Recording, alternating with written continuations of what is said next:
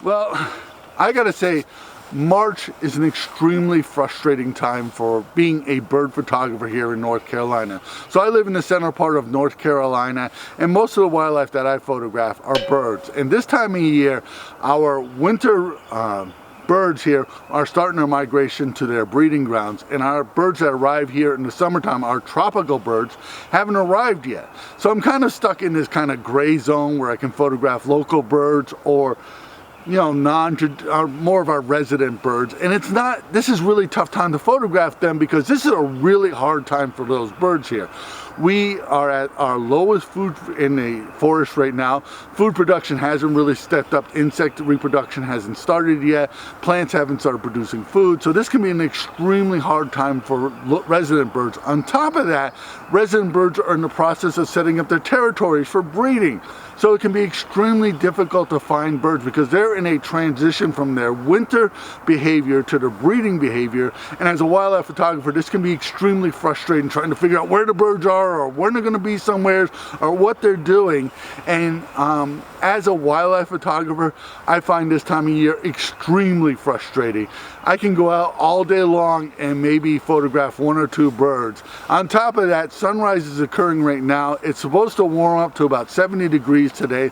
It's supposed to be blue skies today. So I don't know what I'm going to be able to photograph. And what I'm going to try and show you in this video today is that you just can't give up. You can't just say, oh, well, I'm going to not go out because it's not going to be a great day. I'm going to try and make the best of this day.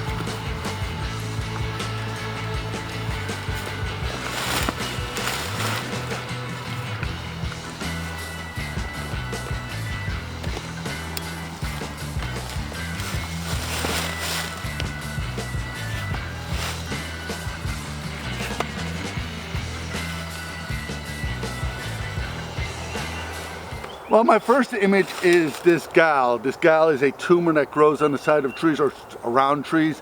And these are caused by all kinds of things. They are caused by insects, injuries to trees, fungus, diseases. Some of these gals are benign. Some of them are tumors that will eventually kill the trees. Some are parasitic.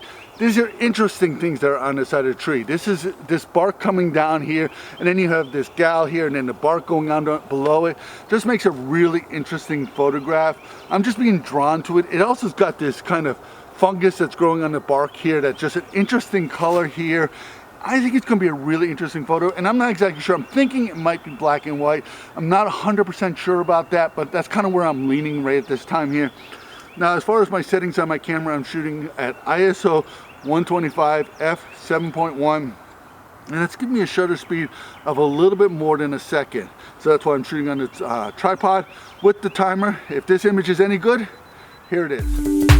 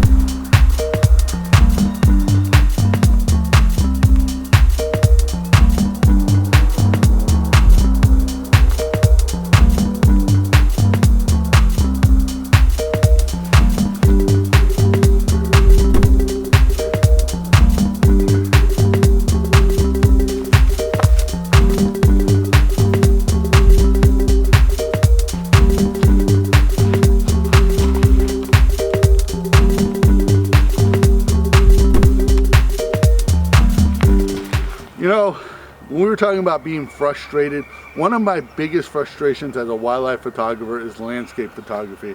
Now I know there are people out there that are watching this video that are now typing that landscape photography is not wildlife photography. I personally don't agree with that, but we're all allowed our own opinions. This image I see here is an image of a brook going through the forest here. You can see the reflection of the forest in the brook. On the far left hand side, I have this tree that's forming a border on this image here. So the viewer is going to be forced to look to the right of it. And as they look to the right, the brook kind of turns to the right here. And then behind the brook is a hill. There's a tree with a bunch of leaves, old leaves on it. This is an image I kind of see as a matte image, or maybe even something that's kind of, you know, it's creepy. The light is kind of soft eye here, so it's kind of lending itself to being a matte paper that I would print this on. I'm kind of leaning in that direction there. I'm not exactly sure how I'm going to print this image here, but I really feel strong about this image here. There's a lot of kind of busy going on here. There's a lot because the forest is in here. It's really an interesting photograph. So I am shooting at ISO 160 f7.1, and that's giving me a shutter speed around a quarter of a second. I am shooting at 24 millimeters, but I'm definitely going to crop this image a little bit because I want that tree all the way over to the right hand side. So if this image is any good, here it is.